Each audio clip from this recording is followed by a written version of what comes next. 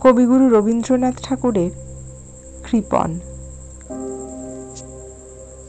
আমি ভিক্ষা করে ফিরিতেছিলাম গ্রামের পথে পথে, তুমি তখন চলেছিলে তোমার স্বর্ণরথে। অপূর্ব এক স্বপ্ন সম লাগিতেছিল চক্ষে মম। কি বিচিত্র শোভা তোমার, কি বিচিত্র সাজ। আমি মনে ভাবতেছিলাম, এ কোন মহারাজ? ভেবেছিলাম তবে আজ আমারে দাঁড়ে দাঁড়ে ফিরিতে নাহি হবে। বাহির হতে নাহি হতে কাহার দেখা পেলেম পথে। চলিতে রথ ধন ধান্য ছড়াবে দুই ধারে। মুঠা মুঠা করিয়ে নেব, নেব ভারে ভারে। আমার কাছে এসে আমার মুখ পানে চেয়ে নামলে তুমি হেসে। দেখে মুখের প্রসন্নতা জুড়িয়ে গেল সকল ব্যথা।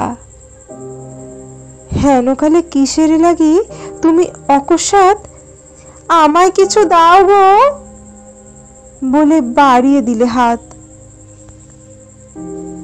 মরি মরি, এ কি কথা রাজাধিরাজ?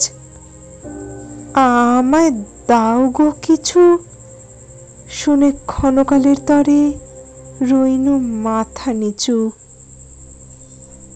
তোমার কি বা অভাব আছে ভিখারি ভিক্ষুকের কাছে? এই কেবল কৌতুকের বশে আমায় প্রবঞ্চনা?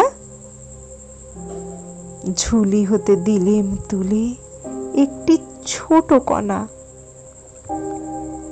যবে পাত্রখানি ঘরে এনে উজাড় করি, এ কি ভিক্ষা মাঝে একটি ছোট সোনার কণা দেখি। দিলেম যা রাজ ভিখারি রে, স্বর্ণ হয়ে এলো ফিরে। তখন কাঁদি চোখের জলে দুটি নয়ন ভরে। তোমায় কেন দিইনি আমার সকল শূন্য করে?